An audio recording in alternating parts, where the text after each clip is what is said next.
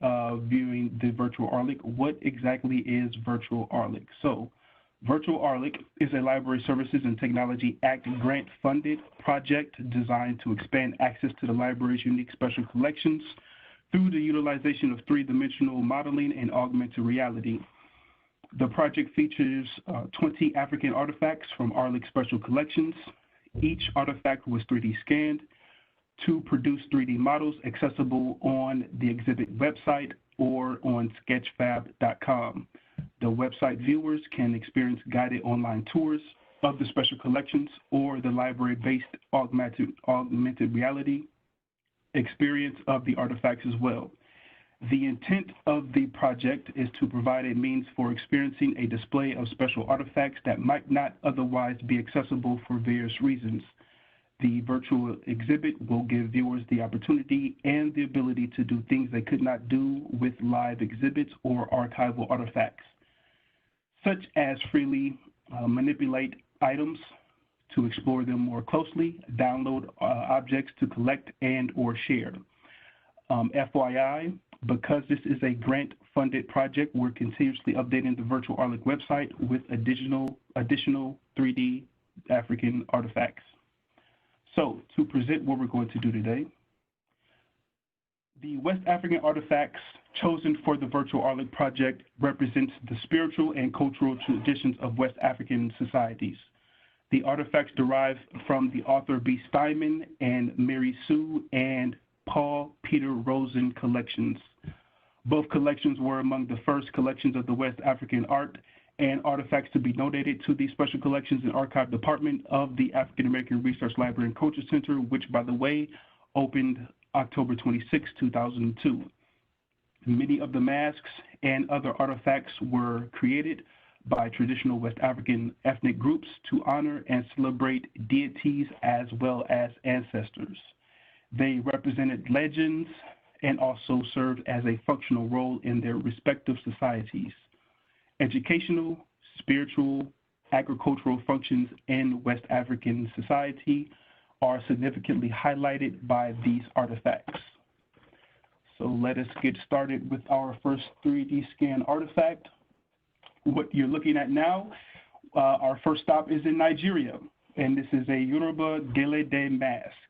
So the Gala Day Mask is found in the Rosen collection, and it is an example of an artifact or an object that represents commemorates deities, figures, and the religion. The Gala Day Mask is of the Yoruba origin. The Yoruba are a large ethnic group who primarily reside in present-day Nigeria, Benin, and Togo. One of the popular traditional religions of the Yoruba people is known as Odu Ifa. The Gala Day Mask is most likely one to be used in the traditional Yoruba Ifa celebrations. There are many stories that claim the origin of the Gala Day celebrations. One, by the way, asserts the origins of the Gala Day can be found in the Yoruba traditions and also the divination narratives called Odu Ifa. In those narratives, Gala Day is said to be known as the daughter of Yemoja, the mother of all Orishas and living things. Gala Day is a performed ritual dance. Well, actually, back up there. So Gala Day is the daughter of Yemoja, and she could not have children. It was not until the Gala Day performed a ritual dancing with wooden images on her head and metal anklets at her feet was she able to bear children. Additionally, another story claims that the Gala Day ceremony stems from a switch from matriarchal to patriarchal society. In this society, the Gala Day ceremony was performed in order to appease the female matriarchs of the old society, along with the ancestors. So, in general, the Gala Day ceremony celebrates female ancestors and women, particularly the elders in Yoruba society. This mask is typically brown with black and brown facial features, as you can see, and it's also carved out of wood. The eyes are completely black with two holes here in the front, and while the mouth is also black and has 3 lines carved on either side. And traditionally within Nigerian societies, those are known as Ichi marks, so with the 3 on either side of the mouth as well. So we will get a last glance at this before moving on to the next artifact.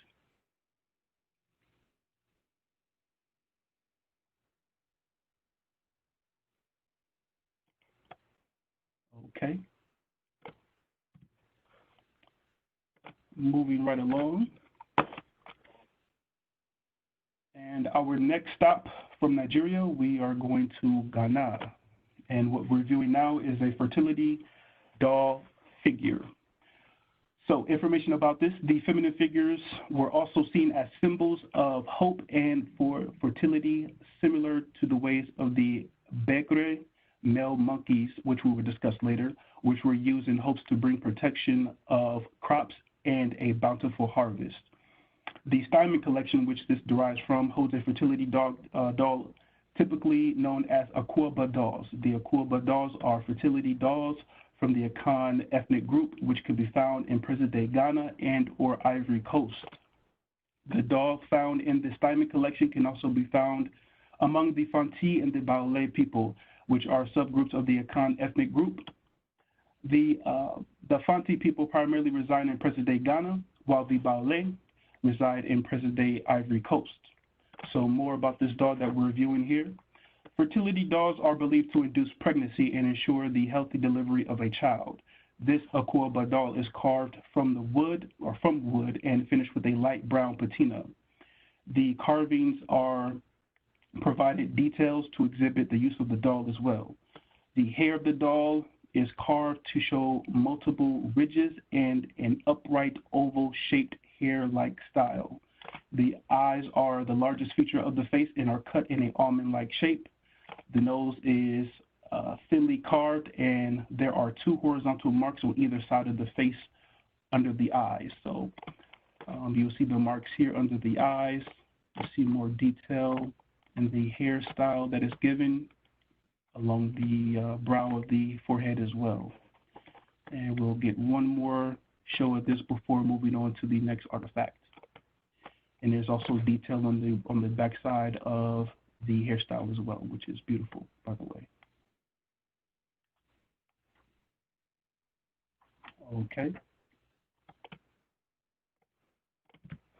All right. So next, from Ghana, we go to a country called Cameroon. And while this is loading, what we're going to see here is called a male medicine totem. All right, so one of the major societies or societal themes illustrated in traditional West African art and artifacts is the importance of spirituality. The Tcar people illustrated the importance of spiritual leaders in the form of a male medicine totem. The male medicine totem can be found in the Steinman collection. This Tcar people, or the Tcar people, consists of multiple ethnic groups from the Republic of Cameroon.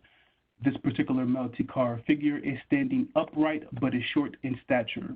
The head is round with protruding eyes in the shape of coffee beans, nose and mouth as well.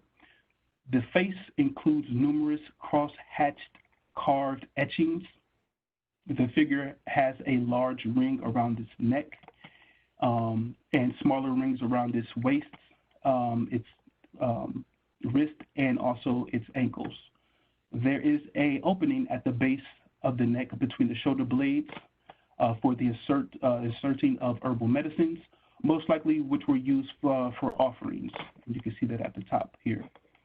This figure has a dark brown vegetable patina with red camwood powder and white choline.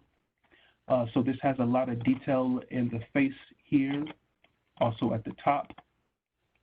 And you notice the objects around the waist, the ankles, and also the wrist as well.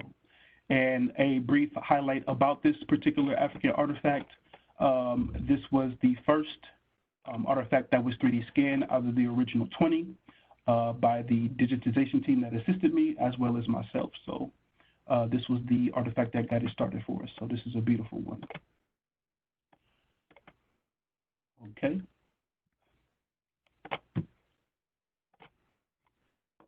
So next, we stop in Equatorial Guinea, which is a small country in West Africa as well. And what we're viewing is a ceremonial dance mask.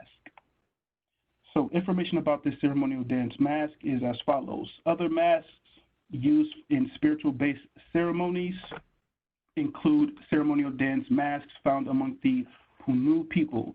The Punu people of Equatorial Guinea, West Africa, use masks in similar fashion of the Gala Day ceremonies to honor female ancestors, which was the first African artifact that we viewed. The Punu masks often represent female ancestors and were used during the spiritual initiations and other related ceremonies as well. This particular mask found residing in the Steinman collection is round and is made of carved wood and has a large protruding features.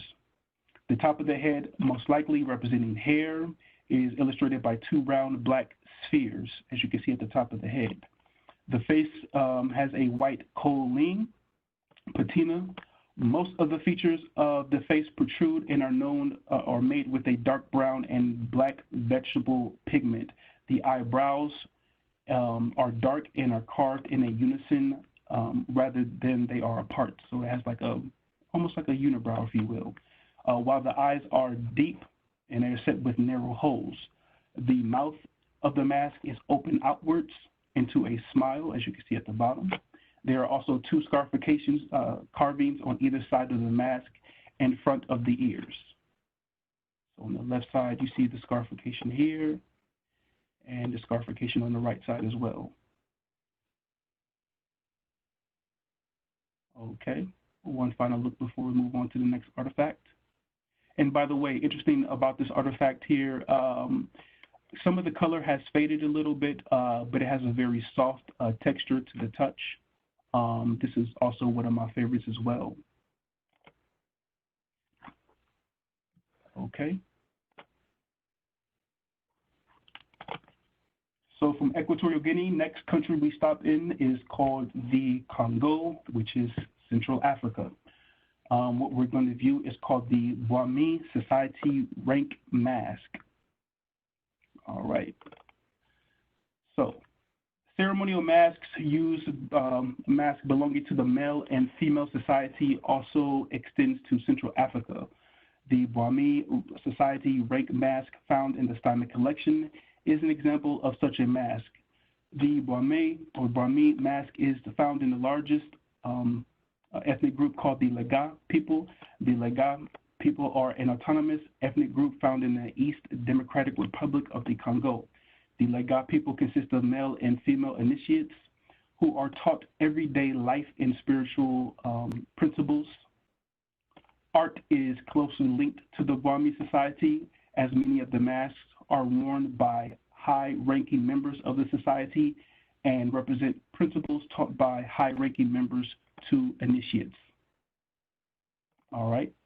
Moreover, there are multiple levels within the Wami society. The highest level are the Yananio and the Kindi societies. Each rank includes the intellectual, the moral, and the political elite of the society. Members of the highest ranks own and or have access to the Wami masks and the artifacts as well. The Wami masks found within the Steinman collection is carved of wood, long and oval shaped. The eyes are illustrated by two almond-like shaped holes, as you can see here. The nose is with a zigzag carving along the bridge. The nose has two holes on either side and under the nose as well. And we can see that right there. All right, so the mouth has an oval shape in many ceremonies when this mask is used. Whenever the mask is used, it has a white clay substance which is applied to the mask, most likely used and causing the mask to have a white patina, which is the patina face here. There's a lot of detail here, the holes on either side of the nose, and also this is also one of my favorite masks amongst the 20 that we scanned as well. Okay.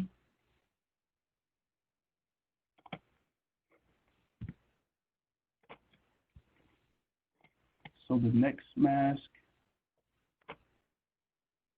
we are going to the country called Côte d'Ivoire, otherwise known as the Ivory Coast. All right, so what we're viewing now is a ceremonial dance mask. So female figures and deities are regularly honored within West African religious ceremonies and cultures. The female ceremonial dance mask and ceremonial figures found in the Steinman collection serves as another example in which women are honored. The particular mask and figure found in the collection are from the Kulango people. The Kulango people primarily reside in northeastern part of the Ivory Coast and central West Ghana. Though a small percentage of the Kulango people reside in northwest or northeastern part of the Ivory Coast and central Ghana, they are also practicing Muslims, but the large majority of the community or amongst that ethnic group continue to practice their traditional religious and spiritual systems as well. One of the traditional tenets of the Kulango people involves the belief of a supreme being in association with an earth god named Tano. Yearly ceremonies are held for the mother earth god named Tano. One of the masks used in honor of Tano is smooth and is made of carved wood with a rich red-brown patina and also a dark brown patina as well. The mask has two large wing-like projections at the top of the head, as you can see. The face includes two rectangular holes representing the eyes on either side of the large outwardly projecting nose. The mouth is represented by an oval-shaped hole under the nose as well. Also, there are holes in the perimeter of the mask, which are for attaching the mask to the face. All right, so we will get a couple more looks at this before moving on to the next one. Interesting thing about this, this rich brown patina and also the dark brown patina, the whole mask has a very smooth finish, and it also has a little glossy-like finish. We weren't able to pick that up while scanning this particular African artifact, but it is semi-glossy and it's smooth all the way around. All right. So moving right along.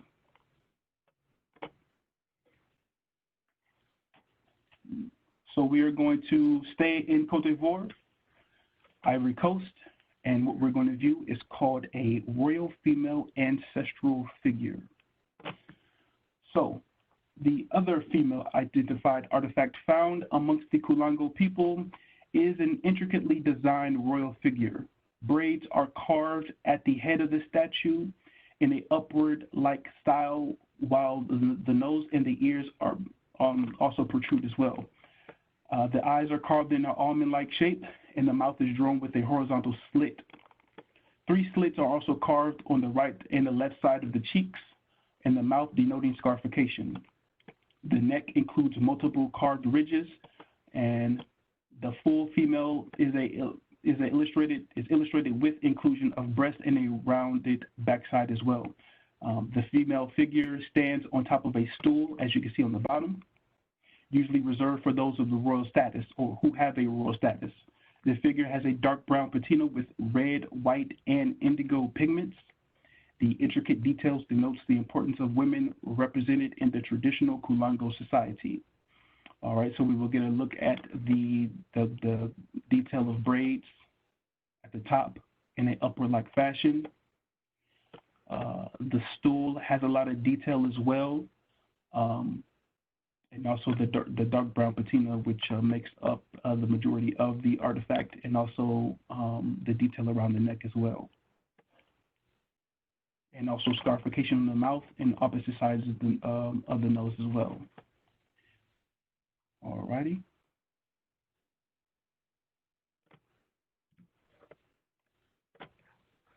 All right, so next African artifact we're going to view. And we're still staying in the country of Côte d'Ivoire. The artifact that we're waiting to load up now is called a Zembo Society Ceremonial Mask. All right, so information about the Zembo Society Ceremonial Mask. Males identified masks and artifact are used in a variety of religious and cultural ceremonies. They represent deities, military men, and revered political figures. The Zembo ceremonial mask located in the Steinman collection comes from the Guru people. The Guru people are also known as the Kwini people and are an ethnic group that reside in the Ivory Coast. They were traditionally hunter-gatherer people, but now are agricultural based. The Guru people are said to descend from the ancient Mali Empire and claim to be descendants of Sundiata Keita, the founder of by which founded the Mali Empire. The Zembo mask represents a mythical male spirit who is composed of antelope and leopard characteristics. During the ceremony, the Zembo mask is performed in conjunction with the mask of his graceful wife called Gu and his wild brother Zuali. These masks are often used by Guru people as a form of celebratory offerings at the behest of diviners to improve their livelihood. Okay, this particular mask found in the Steinman collection is made up of bronze with a dark brown patina, and it also has protruding eyes, more so like ears, and a long ridge spout for fangs. All right, so there's detail at the top here. Although this is made out of brass, this is a bronze. This is a very heavy African artifact. By the way, it's very dense. So we see the ears on the opposite side. We see the details in the forehead, and details here, and also the fangs as well.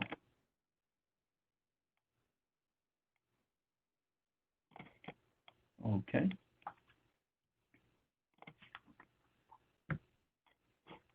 All right, so next African artifact we have, we are going to a country back to Equatorial Guinea, and we are looking at the reliquary offering box. All right, so in traditional West African spiritual and religious society, people regularly give offerings to deities and spiritual leaders in the community to achieve their desires.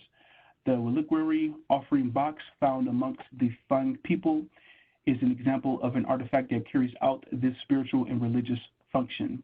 The reliquary offering box can be found in the Steinman collection. The Fang people, also known as Fan people, are an ethnic group that reside in Cameroon, Gabon, and Equatorial Guinea. They were traditional hunter-gatherers and were known for their highly skilled warriorhood and/or warriors. All right, so the majority of the art found or made by the Fang people were traditionally made by men and consisting of wood, iron, and/or soap rock. This particular offering box shows a female figure sitting on top of the box used for storing bones of ancestors. The box and statue are made of carved wood with a dark brown and red patina. Carved on the outer sides of the box are called Ngil Society masks. The Ngil Society consists of a powerful community justice and police members. The Ngil mask carved on the box have a high arched brown and thin eyes and also have a protruding mouth and nose. So to give you detail here on the opposite side, this is the right side of the artifact here, and the same as well as the left side. You'll notice that there's a little bit of more detail here, texture, and not so much there. All right, and you get an image of the woman sitting at the top here. All right.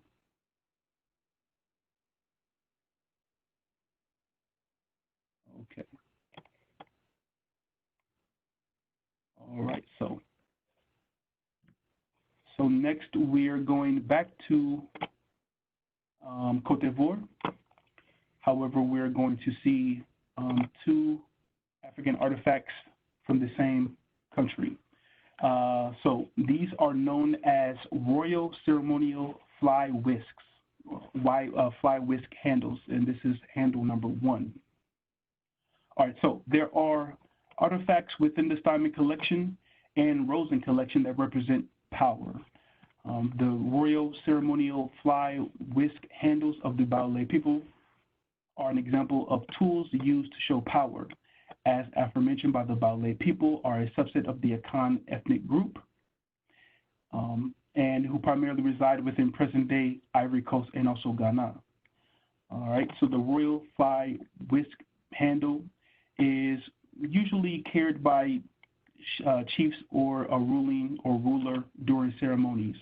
This fly whisk, atop of the handle, has an intricately carved elephant standing on a round top, while the middle of the handle consists of two middle parts of the fly whisk carved, and it is also carved with a cross-hatched lines and are covered with a 24-karat red gold leaf. The bottom of the handle is pointed and carved with wood with a dark brown patina as well. All right, so this is primarily the 24-karat red gold leaf. There's the elephant at the top here. By the way, this is a very light artifact as well. We were actually able to pick up some details, not as much due to the reflection of the light on the 24-karat red gold leaf, but we were able to pick up majority of the detail as best as we could. And you notice the dark brown patina at the bottom here, where you're able to handle the artifact as well. So that's part one of two. The next fly whisk ceremonial handle is, this is the other fly whisk handle, features two elephants on the top on opposite sides, and they are both facing upwards with their trunks intertwined around a tree, as you can see at the top here. And this figure sits atop of a shaft of the handle and is made also by 24-karat red gold leaf. The center shaft has a handle, which is a cylinder shape, and is made of a carved wood with dark brown patina as well. Also, the bottom of the shaft contains three inscribed faces made with the same 24-karat red gold. So you'll notice that the three faces, as I'm going around, you notice them at the bottom here. They're pretty much they're practically all the same images or faces as well. And you'll see the tree at the top with the elephant trunks intertwined around the tree as well. This is approximately heavier than the previous royal ceremonial fly whisk that we viewed. Majority of the weight, as you know, is at the top here. The color of it, the finish, is a very smooth gold texture, and that same finish texture is also the same here. All right, so we'll get one final look at this before moving on to the next artifact. Okay.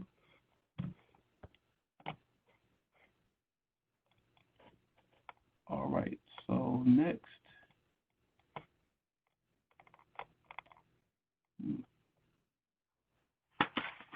Next we go to Côte d'Ivoire, and what we're going to view here is a handheld ceremonial mask. And while this loads here, information about this handheld ceremonial mask. This ceremonial mask belongs to the Senufo people, which can be seen within the Simon collection. The Senufo derived masks can represent both male and female figures. One of the masks belong to the Senufo people is a Capelle, a ceremonial dance mask. The Senufo ethnic group primarily reside in present-day Ivory Coast, Mali, and Burkina Faso, and also northwestern Ghana. The Senufo people produce a large variety of sculptural art, particularly related to the Puro and the Sendogo societies. The Puro society is reserved for men, while the Sendogo is reserved for women. Both societies fulfill government and educational roles. They are also the societies that produce the majority of the Senufo's ceremonial art. The art produced is used for divination and initiation ceremonies, particularly speaking and primarily speaking. So information about this particular artifact, it has semi-smooth textures. You see the details along the face here. Also, this represents the eyes, the mouth here, and where you're able to handle the artifact at the bottom here. And also, like the previous flywhisk we saw, there's a face here, but it's the same texture as the rest of the artifact. All right, so we'll get one last look at this.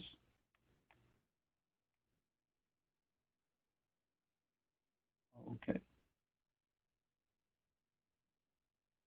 All right, so next artifact we have, we are also staying still within the country of Côte d'Ivoire. As mentioned before, if you remember, I mentioned the word Capelle ceremonial mask. So we're going to see an example of that. So this is a Capelle ceremonial dance mask. So the other Capelle ceremonial mask found within the Steinman collection is representative of human imperfections.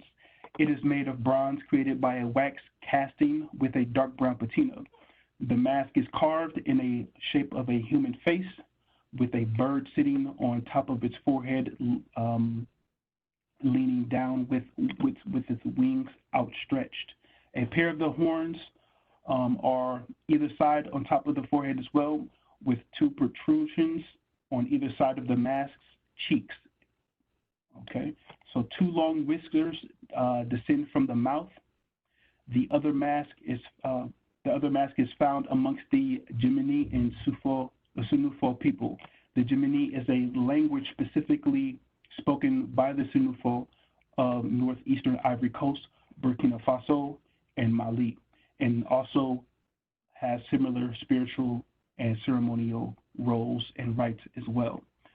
Details about this particular one, we will see the scarification on the mask.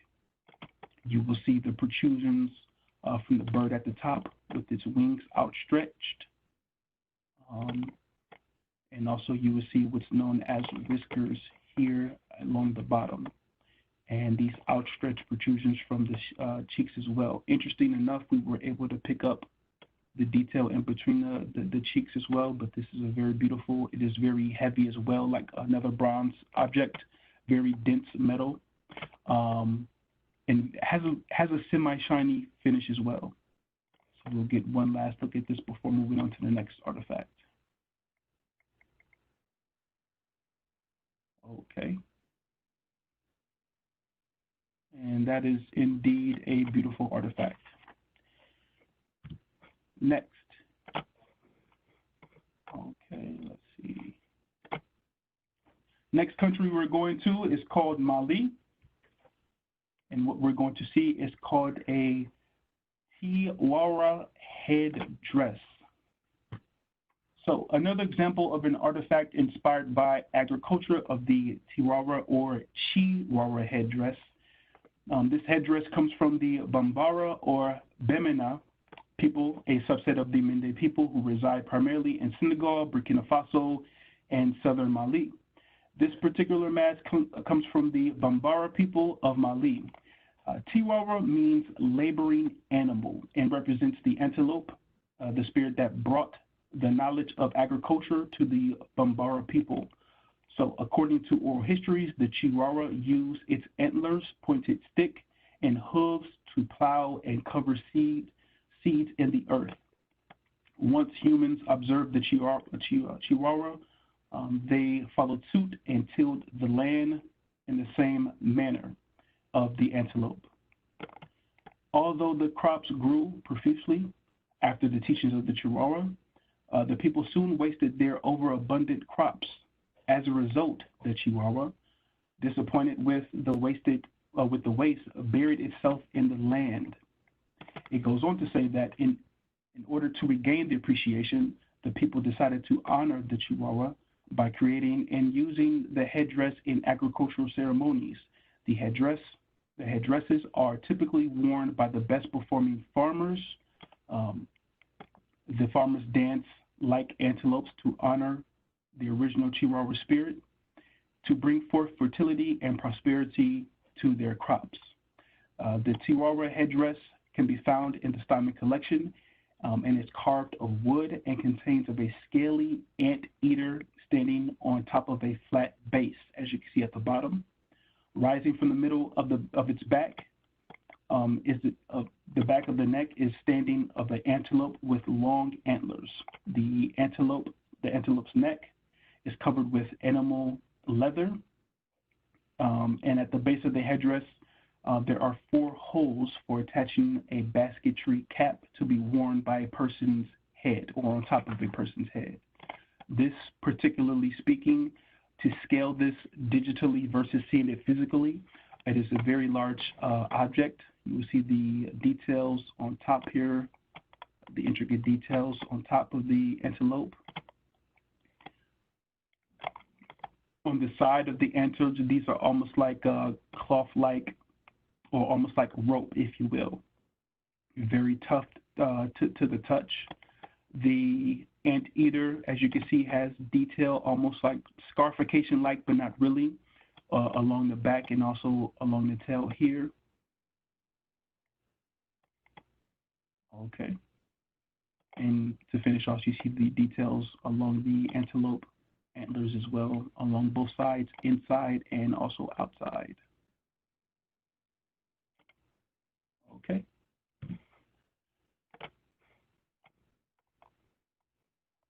Okay, so next we go to Cameroon. And what we're going to see is known as a ceremonial shoulder mask. All right, so information about the shoulder mask. The ceremonial shoulder mask is found amongst the Waja people of Cameroon, and as also detailed here. The ceremonial shoulder mask can be found in the Steinman collection. Shoulder masks in West Africa are representative of the revered universal mother figure found in many West African societies. This motherly figure is of a woman who has successfully raised multiple children. The mask is designed to illustrate the beauty of the motherly figure. The back of the head is carved to show a braided style. The face includes a large circular eyes, and it also has a long nose as well. Also a horizontal opening slit for the mouth. Okay. There also has a small opening horizontal slits representative of scarification present under the eyes of the mask. The shoulders are lifted and are carved immediately under the face. Also, the lower torso is represented by rope wrapped around the cylinder-shaped wood, and the entire mask is made of carved wood with a natural light brown rich patina. So to show the details of this, we see the hairstyle engraved within the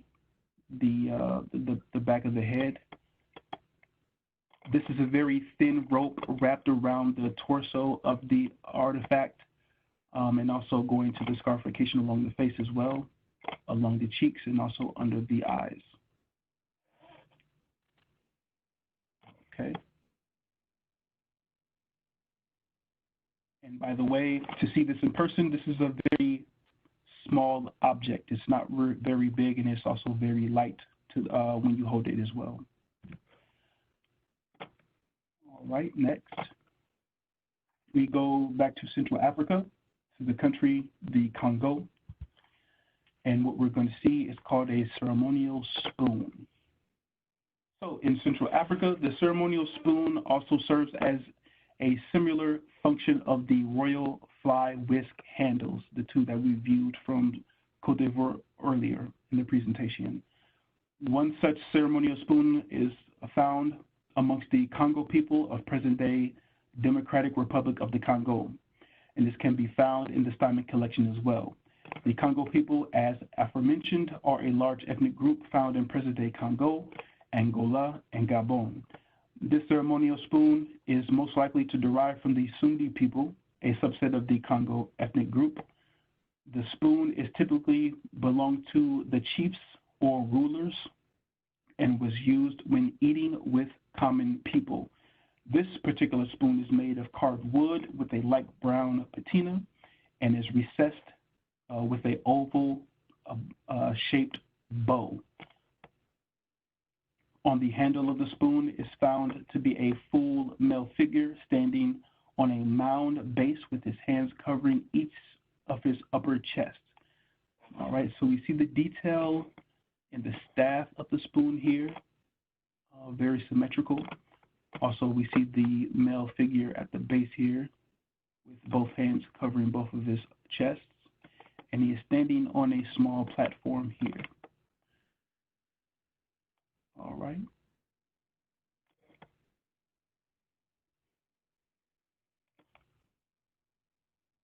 Okay, so moving right along. From the Congo, we return to Côte d'Ivoire.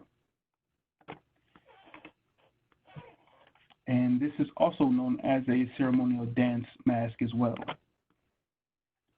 All right, so information about what you're looking at. The male identified ceremonial dance mask found in the Diamond collection is popular amongst the Bakre people. The Bakre people are a patriarchal hunter-gathering and agricultural ethnic group. They are a subset of the larger Kru-speaking people that reside in the Ivory Coast and also Liberia. This particular mask is carved of wood. It is also long as well, with a protruding nose, mouth, and ears. On top of its head includes carved circular designs illustrating hair. The eyes are two narrowly carved holes, while the bottom of the mask includes an attached braided riafa, denoting a beard, as you can see at the base. The mask is colored with a dark brown patina, also with a white colline highlighting the features of the face. All right, so we see the hair style atop here, top of the head. Very light colline amongst the eyes, the forehead, and the cheeks. Really brings out the dark brown patina as a color contrast. Interesting enough, the 3D scan was able to pick up the texture of the hair like it's more so like straw when you see it in person. Very light, and it's easy to move. All right, and we see the details along the base of the face of the artifact as well. Okay, this too is also one of my favorites to scan. It turned out to be very good. All right, so moving right along.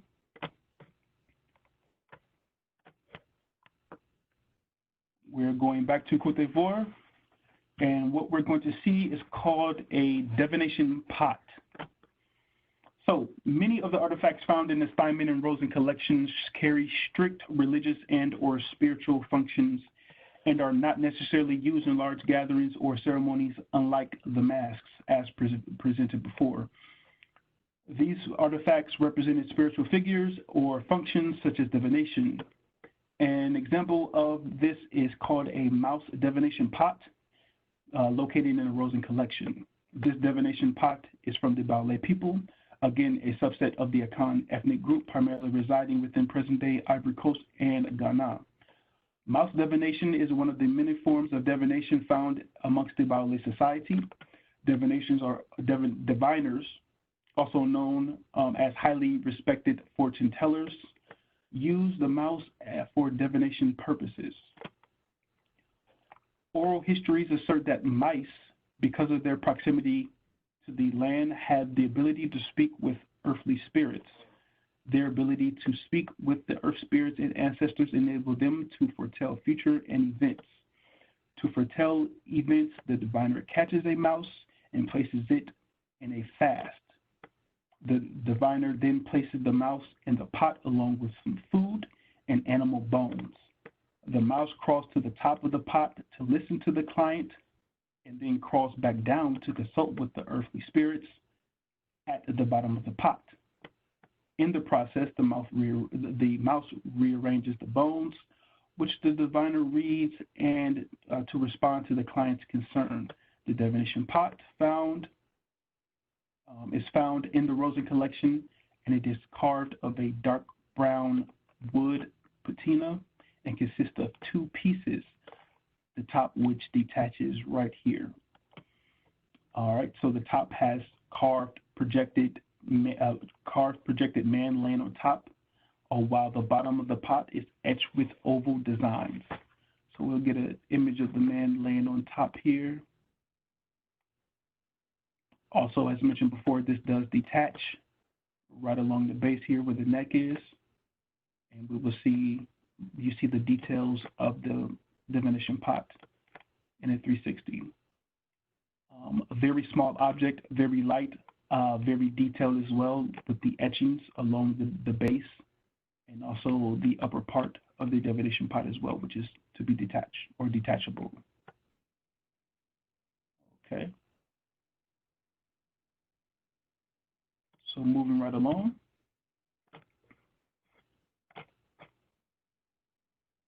So next country up, we are going back to the Congo, Central Africa. And what we're going to see is called a medicine fetish figure.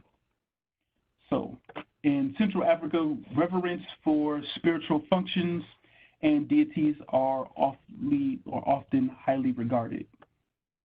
The medicine fetish known as Nkondi is from the Congo people and can be found in the Steinman collection as well. The word Nkondi derives from the verb konda, which means hunt. The Nkondi are a form of Nkisi, which means spirit or refers to an object that the spirit inhabits. The Nkondi are an aggressive form of the Nkisi and are hunter spirits. They are used to protect people and hunt down their enemies.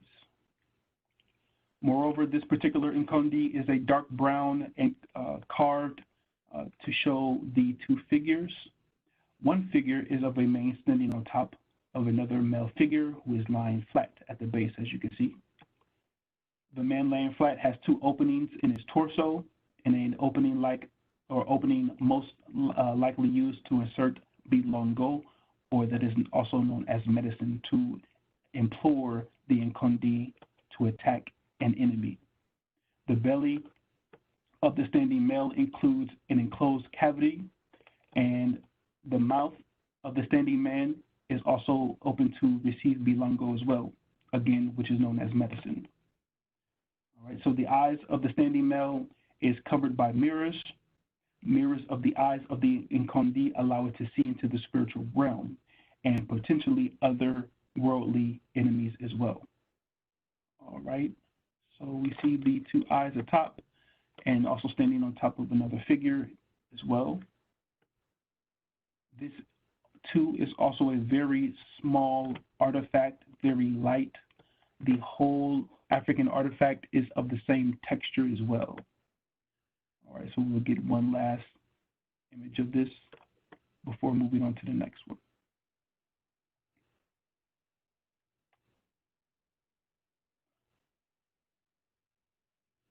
Okay.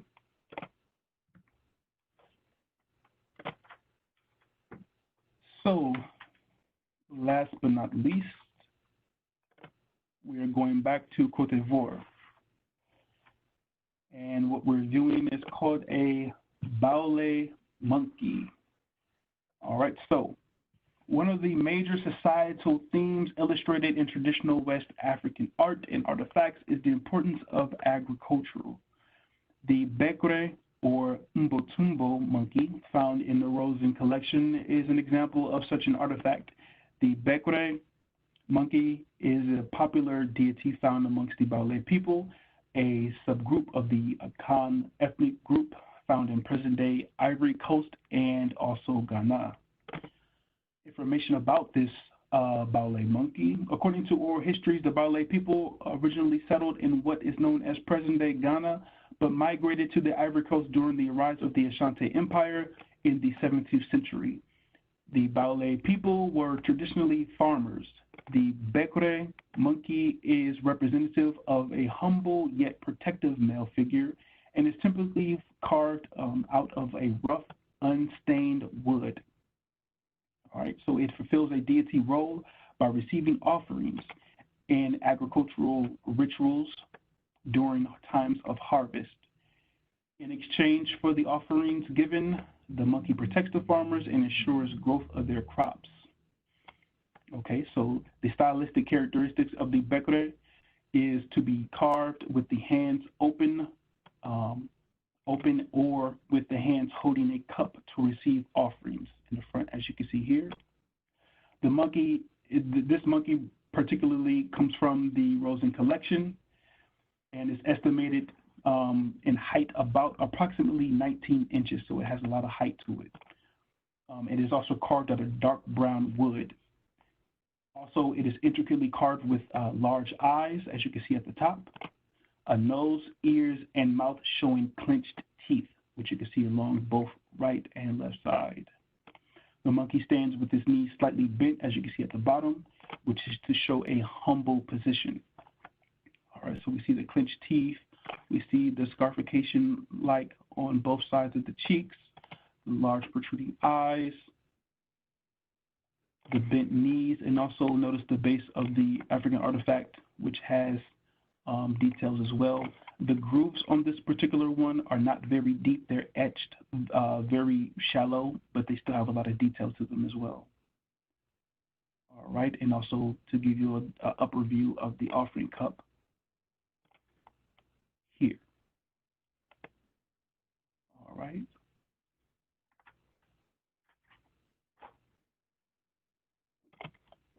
So that concludes the presentation. To conclude what we've seen here, everything can be seen via your smartphone device, your computer. The website that we're viewing now is called sketchfab.com, where you see my cursor there, sketchfab.com. When you get to the website to view all of what has been uploaded and scanned here at the African American Research Library and Cultural Center, you type in AARLCC, A-A-R-L-C-C, the acronym for the library, and it will pull up all of what has been scanned here.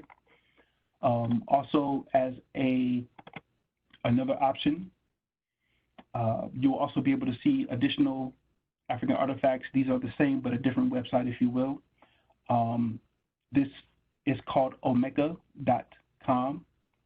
The URL as listed at the top here, that is Broward County Library.omeka.net/gallery. And you will see these as well. You should be able to view these from your smartphone, tablet, computer, whatever have you. So that concludes my presentation. Thank you for listening. And feel free to come into the African American Research Library and Cultural Center. We may have some of these artifacts on display post when we move on from the COVID-19. And that's all I have. So back over to you, Dr. Dean. Thank you very much. You all have a wonderful weekend. Thank you, everyone, for joining today's session. Just before you go, we'd like to give a very special thank you to Chinedu. I'm just going to share a little bit so you can see Chinedu again. Thank you so much for the presentation and giving all the details on the 20 artifacts that we scanned as a part of this collection. We also ask you before you leave if you will just make sure you go out and visit the websites. We put the links in the chat, but we have the virtual AARLCC website, which gives you some detailed information about the project, the grant project. This is a grant-funded project.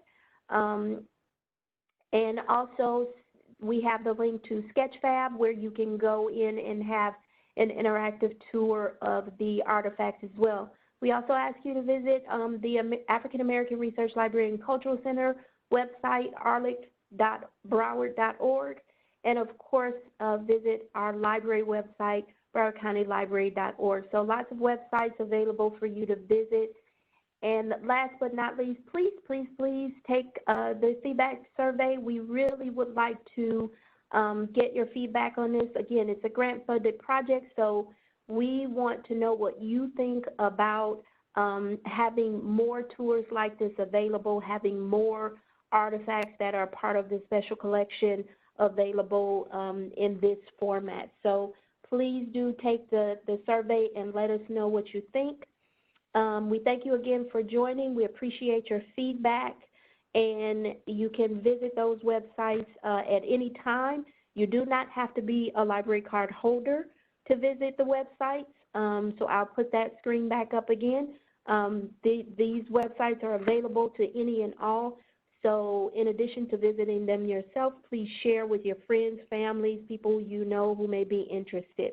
Again, thank you for spending this time with us today, and we hope you enjoy what you've seen and invite you to, we'll post the recordings in the near future on the website as well.